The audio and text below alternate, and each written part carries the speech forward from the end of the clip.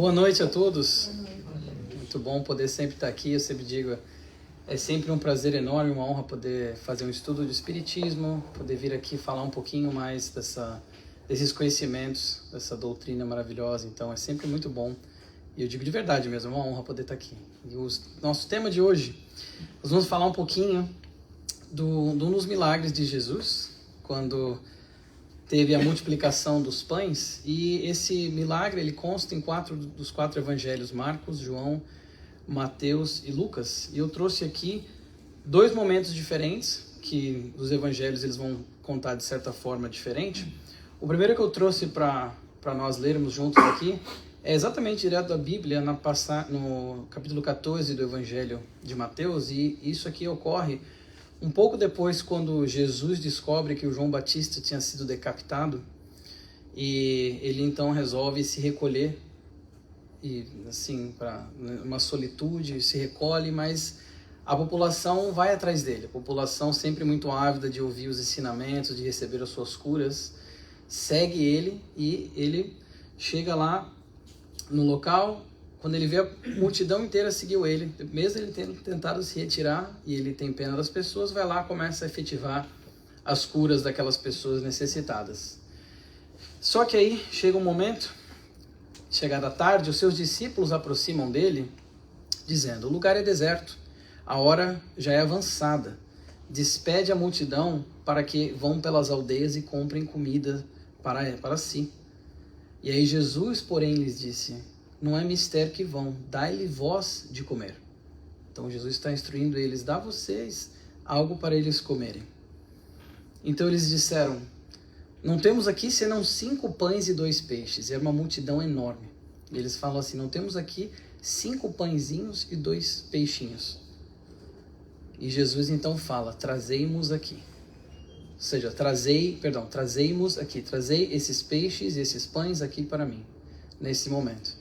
E eu coloquei ali em negrito, nós vamos entender porquê depois, mas os pontos que nós vamos focar aqui é justamente 2 desses que eu coloquei ali em negrito no texto. E tendo mandado que a multidão se assentasse sobre a erva, tomou os 5 pães e os 2 peixes, e erguendo os olhos ao céu os abençoou, e partindo os pães, deu-os aos discípulos, e os discípulos então distribuíram aquele pão à multidão.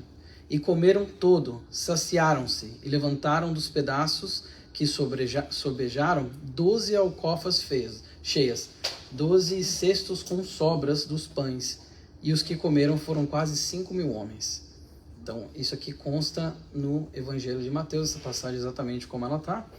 E no de Marcos, supõe-se uma outra ocasião, que fala o seguinte: naqueles dias, havendo uma grande multidão e não tendo o que comer, Jesus chamou a si os seus discípulos e disse-lhes: tenho compaixão da multidão, porque há 3 dias que estão comigo e não tenho o que comer. E se os deixar irem em jejum para suas casas, desfalecerão no caminho, porque alguns deles vieram de longe. E os seus discípulos responderam: de onde poderá alguém satisfazê-los de pão aqui no deserto? E aí Jesus então faz a pergunta que é o título do nosso estudo hoje, da nossa apresentação: quantos pães tendes? E eles disseram: 7. E ordenou à multidão que se assentasse no chão, e tomando 7 pães, e tendo dado graças, partiu-os e deu-os aos seus discípulos, para que os pusessem diante deles, e puseram-nos, os pães, diante da multidão. Tinham também alguns peixinhos, e tendo dado as graças, ordenou que também lhes pusessem diante. E comeram e saciaram-se, e dos pedaços que sobejaram, levantaram 7 cestos, ou seja, de novo essa questão que até sobrou ali alimento nos cestos, e os que comeram eram quase 4.000, e despediram-os. Então ele está falando de 5.000, de 4.000, então essas situações do milagre dos pães, que é um dos milagres que me interessa bastante. Eu tenho tive sempre curiosidade desse milagre, e acho interessante talvez a forma que foi feita. O principal que a gente vai ver aqui, e nós vamos estudar hoje, é essa questão do quantos pães tendes. No livro Há 2.000 anos, para quem não quiser ir lá na Bíblia, nos Evangelhos, no livro Há 2.000 anos, a Lívia também comenta que o Emmanuel está narrando, obviamente, é um livro psicografado pelo Chico Xavier, então quem está narrando ali, o Emmanuel diz o seguinte: a hora ia adiantada e alguns apóstolos do Senhor resolveram trazer alguns pães aos mais necessitados de alimento. E ela vai dizer que 2 grandes cestos de merenda frugal foram trazidos, mas os ouvintes eram demasiados numerosos, ou seja, tinha muita gente lá para algumas cestas, com alguns alimentos ali. Jesus, porém, abençoou-lhes o conteúdo e, como num suave milagre, a escassa provisão foi partida em pequenos pedaços que foram religiosamente distribuídos por centenas de pessoas. E no livro fala que a Lívia recebeu então a sua parte do pão, porque ela estava naquele momento, comeu aquele pão, mas ela sentiu um sabor diferente naquele pão. E ela sentiu como se fosse um remédio apto a lhe curar todos os males da alma e do corpo. Então a gente imagina por um momento como que era aquele pão que as pessoas estavam ali, né? Como que foi feito de fato isso, e a gente passa a pensar a grandiosidade desse espírito que foi Jesus. Jesus, o espírito de primeira classe, primeira ordem, como nós vamos achar na classificação do Evangelho segundo o Espiritismo, já estava aqui antes da Terra ser Terra 4,5 bilhões de anos atrás. Então a gente só imagina, na verdade, a gente tenta imaginar as potencialidades de um espírito como Jesus Cristo, o maior espírito que já passou aqui na Terra. Então a gente consegue também pensar um pouco de todos esses milagres, de todas as curas, de tudo isso que Jesus fez, como que será que deve ter sido, como que deve ter ocorrido na época? Porque, de novo, um espírito dessa magnitude de Jesus fazendo as curas, né?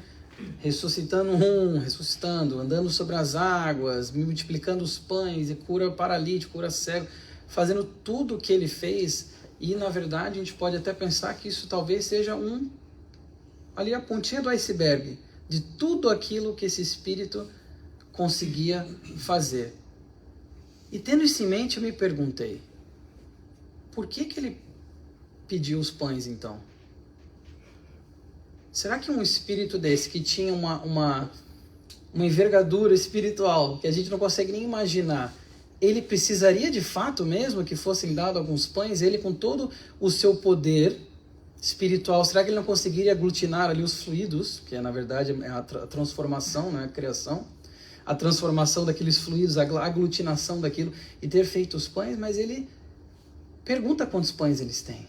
E ele pede que eles tragam aqueles pães para ele naquele momento. E eu acho que isso tem uma lição muito, muito fundamental para a gente refletir, e é justamente um dos focos da palestra de hoje. No livro O Pão da Vida, livro da Amélia Rodrigues, psicografado pelo Chico Xavier, capítulo 7, esse é o título, O Pão da Vida, o título desse capítulo, é o livro A Luz do Mundo, perdão. E ela vai dizer o seguinte, olha só: levemente pálido pareceu transfigurar-se Jesus. Tomou os pães e os peixes, partiu-os e repartiu-os ante os olhos atônitos dos mais próximos, e estes se foram repartindo e multiplicando como semente, que fecundada se desdobra em espigas ricas sobre o milagre da terra, fazendo-se toda uma seara. Todos se acercaram alegremente, e cestos são apresentados. Enchem-nos e repartem a messe com o povo que se nutre até o infartamento, e sobra o suficiente para encher mais alcofas com o que resta, excedente, abundoso. Então, a gente vê a Amélia descrevendo um daqueles momentos da multiplicação dos pães, nesse livro Luz do Mundo, capítulo 7, Pão da Vida. E é interessante que ela vai até falar essa parte que pareceu se transfigurar, levemente pálido. Então, assim, ela pinta, a Amélia, muito poética na sua narrativa. Ela pinta toda essa imagem para a gente conseguir, quase como um quadro, enxergar naquele momento como é que as coisas iam passando. E o Kardec, no livro A Gênese, capítulo 15, ele vai falar sobre os milagres de Jesus. E o Kardec, nesse capítulo, ele traz atenção para um outro ponto, uma outra ótica interessante do milagre dos pães, engrandecendo Jesus, falando como essa pessoa, esse ser que passou aqui como o nosso mestre, quão grande era esse espírito, que as suas palavras possuíam um magnetismo tão poderoso, não só, né, o conteúdo delas, que eram profundas, mas também um magnetismo tão potente que ele falava que é bem possível que as pessoas não sentissem mais fome após ouvirem as palavras de Jesus. E inclusive ele dá o exemplo quando nós estamos às vezes muito engajados numa tarefa, ou estamos com a nossa atenção tomada por algum momento, às vezes a gente esquece de comer e meio que a fome passa. E naquele momento, quando Jesus multiplicou aqueles pães, a multidão seguiu ele por 3 dias, numa das situações. Eram pessoas que estavam ávidas de ouvir o nosso mestre. Eram pessoas que tinham sede, a fome daquelas palavras. Então elas, justamente por aquela vontade toda de ouvir as palavras do mestre, de novo, não só o conteúdo, mas também esse magnetismo que Jesus possuía, muito possivelmente poderiam não sentir mais fome. Então ele traz essa ótica da multiplicação dos pães e engrandecendo novamente o Espírito de Jesus e as potencialidades do nosso mestre, falando justamente essa questão do magnetismo da sua palavra. E vai mais além, ainda fala, se nós pensarmos no sentido talvez mais figurado dos pães distribuídos como sendo as palavras distribuídas do reino de Deus, ele ainda fala quando ele diz para os discípulos, dai-vos vocês de comer, né? Como quem diz assim, vocês estão me ouvindo, vocês também conseguem ter o que eu estou fazendo aqui com as palavras para saciar a fome espiritual dessa gente. Então são pontos interessantes para a gente entender a multiplicação dos pães sobre essa ótica. E um outro ponto que eu achei sensacional, nunca tinha pensado nisso também, quando eu fui ler essa mensagem do Emmanuel, mensagem número 25, tem de calma. André conduz ao mestre um jovem que trazia consigo 5 pães de cevada e 2 peixes, todos discutem. Jesus, entretanto, recebe a migalha sem descrer da sua preciosa significação e manda que todos se assentem, pede para que haja ordem, se faça harmonia e distribui o recurso com todos maravilhosamente. O Emmanuel vai dizer que a grandeza da lição é profunda, mas nesse ponto específico, o Emmanuel está salientando uma coisa que às vezes quando a gente vai ler as passagens na Bíblia, a gente passa quase que batido, que é quando ele recebe ali, né, os pães e os peixes, ele pede para as pessoas se sentarem, para ter um pouco de ordem. Que interessante, né? Se a gente for pensar como que isso é fundamental e às vezes passa despercebido por nós, no nosso dia a dia, nas nossas vidas, como que é necessário que essa calma, essa harmonia, essa ordem se torne, na verdade, já é um imperativo para que a gente consiga receber as bênçãos que a gente procura, para que a gente consiga atingir o objetivo que a gente almeja. Então, o Emmanuel vai dizer que não conseguem, todavia, que as pessoas falavam nele, suplicavam o socorro, mas não conseguem, todavia, estabelecer a ordem em si mesmos para as recepções, para a recepção dos recursos celeste. Não querem ouvir o convite à calma, não se assentam para que faça a ordem. Então a gente vê como numa passagem do Milagre dos Pães tem tantas lições ali embutidas ali, né, juntamente com todas essas frases que a gente vai aprendendo desses momentos. E o Emmanuel trouxe esse ponto do tem de calma, a questão da ordem, que eu sinceramente nunca tinha parado para pensar no significado daquilo, na lição profunda que Jesus quis mostrar, porque ele poderia simplesmente ter multiplicado os pães e vamos distribuindo para todo mundo, mas não, vamos manter a calma, vamos tentar criar uma harmonia aqui, sentar, se acalmar. Teve um dos evangelhos que fala que ele dividiu inclusive em grupos, pediu para as pessoas se sentarem em grupos, né? Então, para a gente entender justamente que quando as coisas, às vezes, a crise nos acomete, a gente tenha calma e tenta o melhor que a gente conseguir manter a harmonia para que a gente possa receber os recursos daquilo que nós estamos almejando. Mas a mensagem que me inspirou para fazer essa palestra é essa daqui. Chama Socorro e Concurso, capítulo 9 do Palavras de Vida Eterna. Emmanuel escreve sobre o Milagre dos Pães praticamente em todos os livros da coleção do Fonte Viva. Eu vou trazer alguns aqui do Fonte Viva, Caminho, Verdade e Vida, Palavras de Vida Eterna, Vinhas de Luz. Eu acho que só o Ceifa não tem. Então, assim, quem quiser saber um pouco mais, ler um pouco mais de ótica diferente, eu vou trazer aqui, mas tem na biblioteca, já passa, já compra o livrinho lá, já dá uma lida por vocês mesmos. E o Emmanuel, ele vai dizer o seguinte nessa mensagem número 9. Observemos que o Senhor, diante da multidão faminta, não pergunta aos companheiros de quantos pães necessitamos, mas sim quantos pães tendes. Primeira vez que eu li isso, eu parei para pensar, nossa, não é verdade? Ele não perguntou quantos pães nós necessitamos. E, de novo, um espírito da grandeza do mestre poderia facilmente fazer ali a aglutinação dos fluidos e criar à vontade. Mas ele fala, quantos pães tendes? Ele não fala quantos vocês precisam. Que lição que será que tem por trás disso? Porque, obviamente, que o mestre, tudo que ele fazia tinha uma lição, às vezes óbvia e às vezes mais subjetiva ali nas entrelinhas. Por que ele pediu quantos pães eles tinham?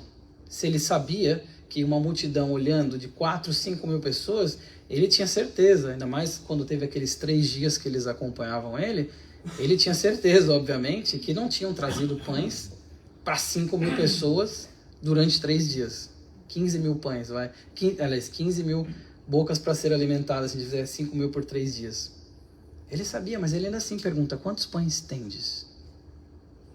E na outra passagem, quando eles falam para ele, ainda fala, traz aqui. Olha só que interessante, o Emmanuel vai dizer assim, ó. A precaução de Jesus, no sentido de alertar aos discípulos para a necessidade de algo apresentar à providência divina, como base para o socorro que suplicamos. Em verdade, o Mestre conseguiu alimentar milhares de pessoas, mas não prescindiu das migalhas que os apóstolos lhe ofereciam.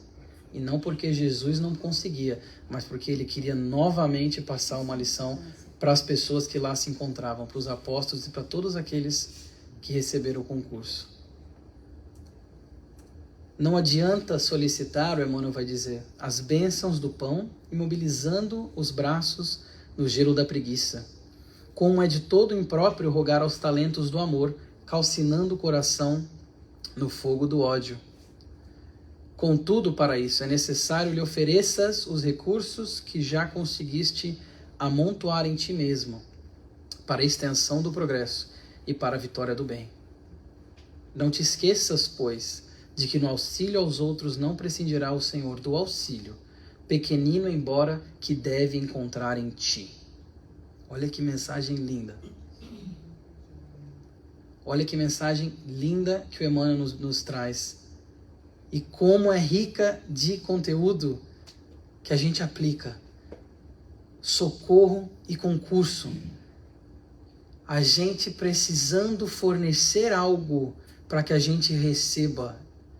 É muito melhor dar do que receber. Mas tem a necessidade aqui da gente fornecer algo para que a providência divina faça o resto. E mesmo que esse algo, como eu falo ali, pequenino embora, como Emmanuel fala, porque às vezes a gente pode pensar, mas eu não tenho muito a oferecer, ou não é o suficiente.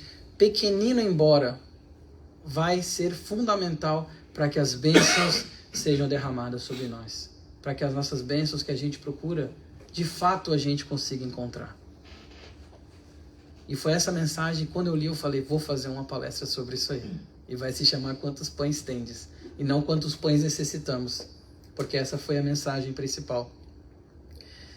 No Evangelho segundo o Espiritismo, o Kardec, então, sobre essa questão de que nós temos a oferecer, essa necessidade que nós temos de dar algo para a providência divina fazer o resto, ele vai dizer que o esforço ele atrai a graça divina. Ele fala, os esforços sustentados e perseverantes atraem as bênçãos do Senhor. É um imã que chama a graça progressiva, bênçãos abundantes, para que a gente consiga escalar a montanha no cume do qual está o repouso após o trabalho. Então ele vai falar justamente do esforço sustentado e perseverante, atraindo as bênçãos do Senhor, atraindo as graças. E ele fala que é justamente como um imã. Então ele dá essa coisa para a gente imaginar, esse visual do imã.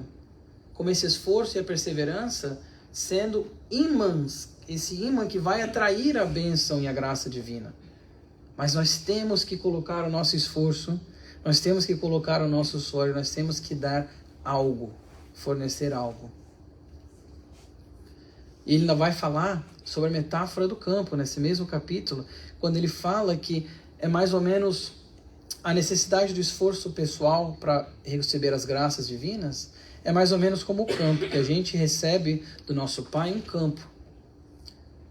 Mas cabe a nós fazer ali o cuidado do campo, fazer ali, arar o campo, preparar para as sementes e tudo mais. Ele dá o exemplo que se nós recebemos do Pai, com P maiúsculo, um campo para que a gente cuide, para plantar as sementes e depois, posteriormente, ter os frutos, se os frutos não saírem porque nós não nos esforçamos, ou não cuidamos da nossa plantação, não é culpa do Pai que nos deu o campo. Se ele fala, inclusive, se cria poço, se aquilo depois vira um pântano, ou que os vermes vêm e corroem tudo e a gente não cuida disso, não é culpa do Pai que nos deu o campo, é culpa do nosso esforço. É aquilo que faltou da gente colocar para que aquelas sementes pudessem desabrochar e crescer e dar os frutos que são referentes àquelas plantas. Então, ele faz uma metáfora, né, com o campo, cuidado com o campo. Ele faz também essa analogia do imã, que nosso esforço e perseverança, os esforços sustentados e perseverantes, eles vão ser como esse imã. E o Emmanuel, no livro Fonte Viva, ele vai ter outra mensagem aqui, essa é a mensagem número 89, em Nossa Marcha. Por vezes falhamos aos compromissos assumidos e nos endividamos infinitamente. No serviço reparador, todavia, clamamos pela misericórdia do Senhor, rogando-lhe compaixão e socorro. Ou seja, muitas vezes nós nos endividamos, espiritualmente falando, e nós clamamos pelo quê? Pela misericórdia do Senhor, rogando a compaixão e o socorro, rogando a ajuda do Senhor. E nesse momento a gente para e pensa que quantas vezes nós já não recebemos esse socorro e falhamos em ver que nós já recebemos o socorro. Ou nós falhamos em ver que o socorro já foi dado, que as ferramentas nós já possuímos, mas nós estamos insistindo nos mesmos erros e obtendo os mesmos resultados. Mas aí a gente faz o quê? A gente pede a bênção, a gente pede a graça, a gente pede o resgate, a ajuda divina, rogando a compaixão e o socorro do nosso Pai. É natural peçamos o auxílio do Mestre em nossas dificuldades e dissabores. Entre mentes, não nos esqueçamos de trabalhar pelo bem, nas mais aflitivas passagens da retificação e da ascensão, convictos de que nos encontramos invariavelmente na mais justa e proveitosa oportunidade de trabalho que merecemos, e que talvez não saibamos de pronto escolher outra melhor. Escolher outra oportunidade melhor. Que nós nos encontramos invariavelmente na posição justa em que nós fizemos valer para aquele momento.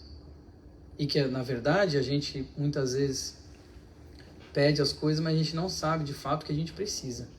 E nessa mensagem ele fala dessa questão do trabalhar pelo bem, sabendo que nós estamos na posição que nós devemos estar para que a gente consiga trabalhar para a nossa própria evolução e a evolução daqueles em volta de nós. Nós nos encontramos nesse local já. Nós já estamos com as condições que a gente se tornou merecedor e que a gente precisa para continuar avançando. O Emmanuel salienta justamente isso aqui. No livro Jesus e a Atualidade, da Joana de Anjos, ela fala um pouquinho também sobre a questão da multiplicação. E uma das perguntas, né, salientadas aqui que Jesus faria para aquele que ele queria curar. Porque, de novo, né, a gente está falando da bênção do pão, do alimento, mas também a bênção da cura, uma coisa muito, diria, recorrente que acontecia na passagem tão curta do Mestre aqui pela Terra, física, né? E as pessoas queriam muito essa cura. Então, é de se traçar um paralelo com relação à bênção do pão, daquilo que as pessoas precisavam, com também a questão das curas. E ela vai dizer que, né, salienta essa questão de que Jesus perguntava: tu crês que eu posso te curar? Ou, que desejas de mim? Jesus sabia, claro, o que as pessoas dele desejavam e sabia também que podia atender, mas respeitava as leis de causa e efeito, e somente quando o paciente estava disposto a uma crença real, esse querer que tudo transforma, porque a si próprio transforma, é que ele atendia às solicitações. As solicitações do quê? Da cura. Então aqui nós vamos começar a entender de fato também a questão do crer e do querer. O que eu quero, mas eu de fato acredito?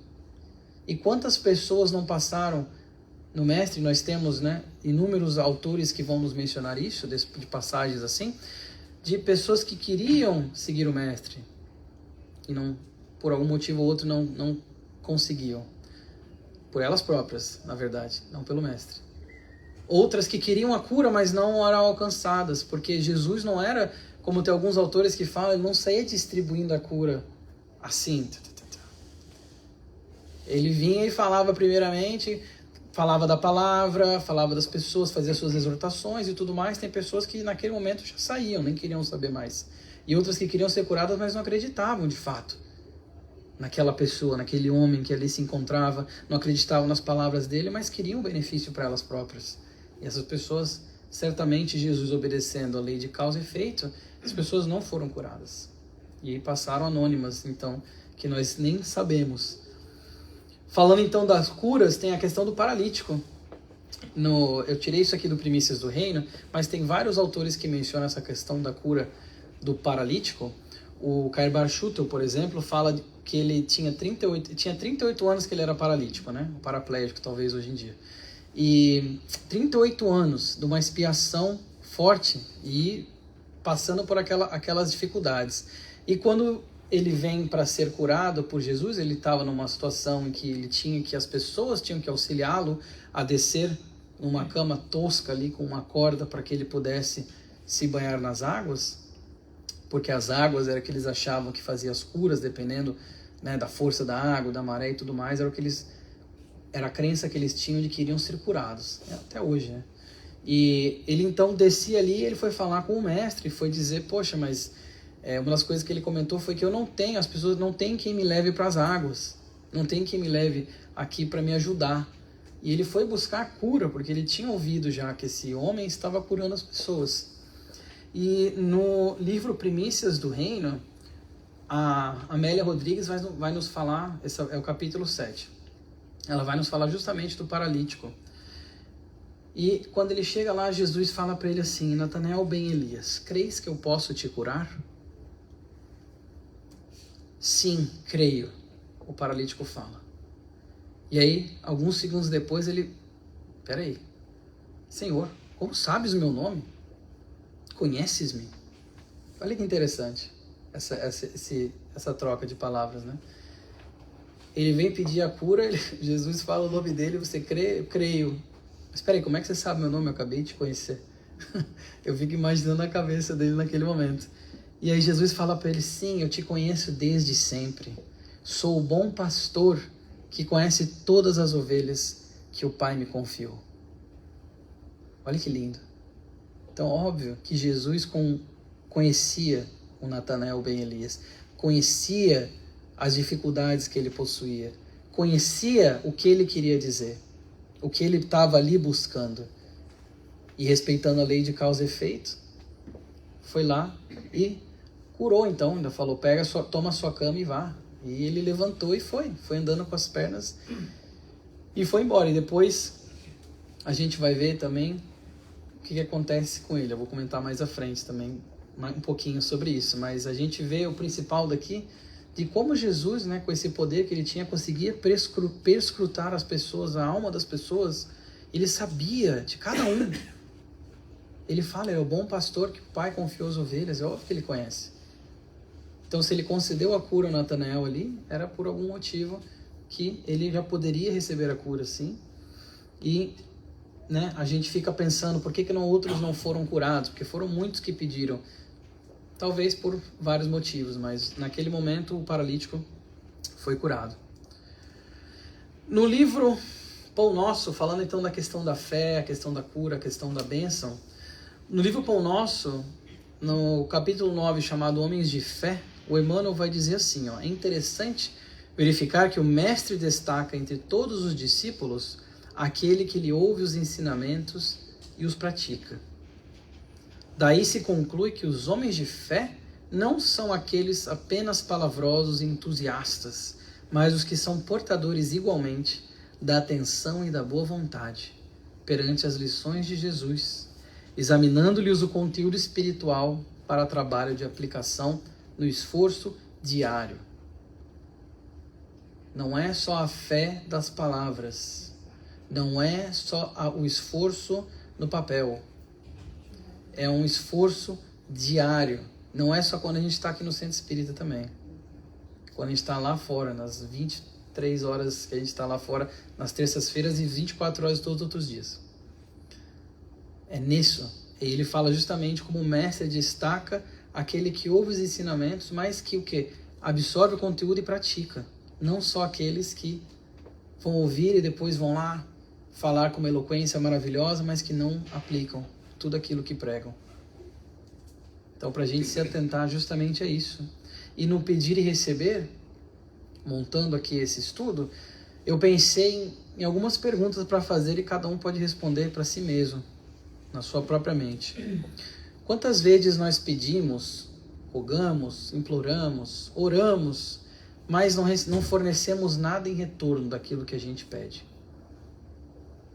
Quantas vezes nós estamos pedindo pelo pão, porque estamos com fome, analogia, mas a gente não fornece um pouquinho do nosso pão, que a gente já possui, para receber aquilo?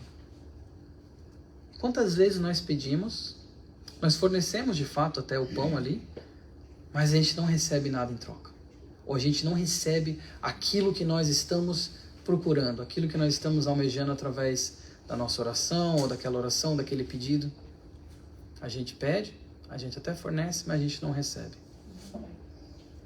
Quantas vezes nós pedimos, fornecemos algo em retorno, mas quando abençoados, volvemos aos mesmos erros que trouxeram aquelas dificuldades. A gente pede, a gente fornece algo, a gente recebe a bênção, mas a gente volta a cair nos mesmos erros. E muitas vezes também vale lembrar aqui que nós pedimos aquilo que a gente acha que precisa, mas a gente está pedindo o que a gente quer. Porque o que a gente precisa, quem sabe, é Deus.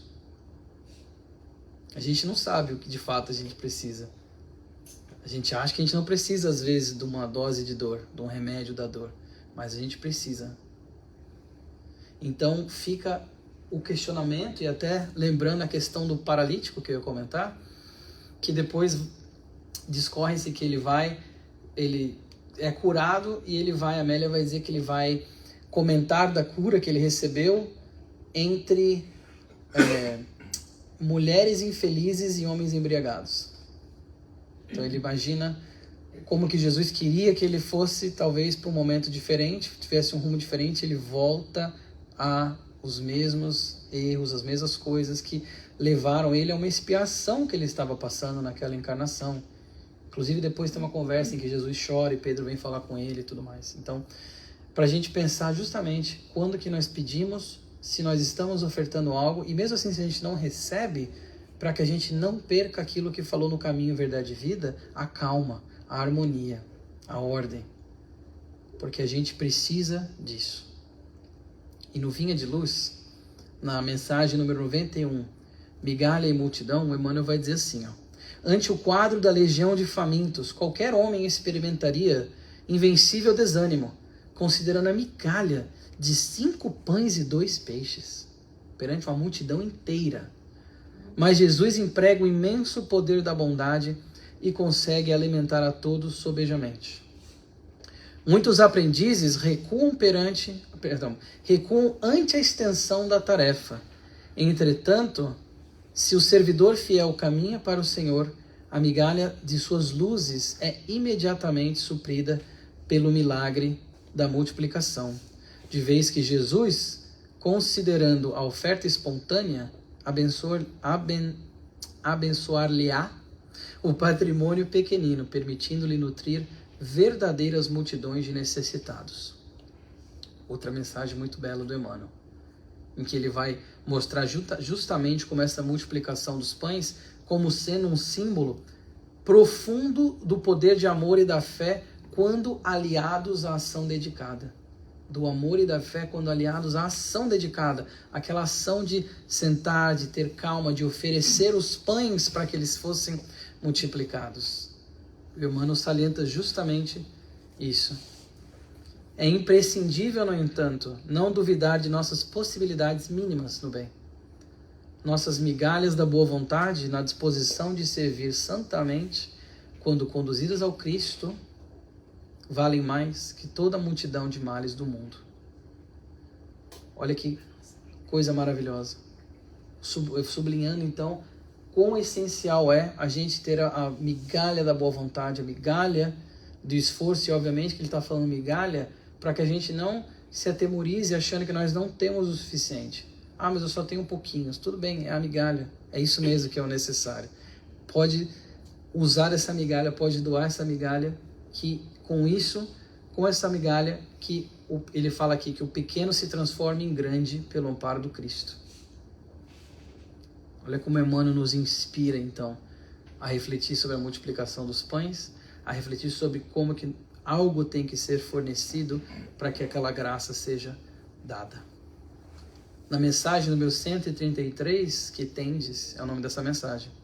Quando Jesus à frente da multidão faminta, eu falei que o Emmanuel gostava de falar da multiplicação dos pães, indagou das possibilidades dos discípulos para atendê-la, de certo procurava uma base, a fim de materializar o socorro preciso.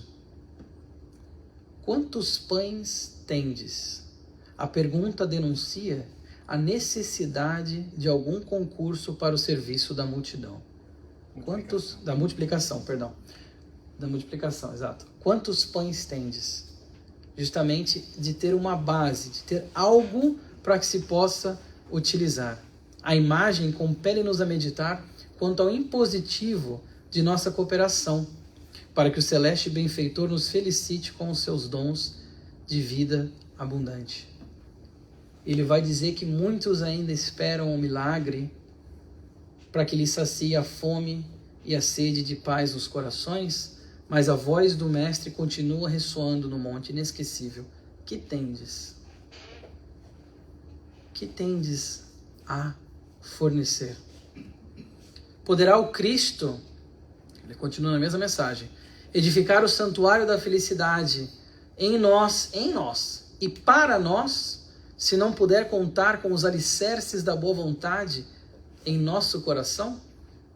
Poderá ele então edificar se não contar com os alicerces da boa vontade, e de novo, em nós e para nós. Olha que lindo.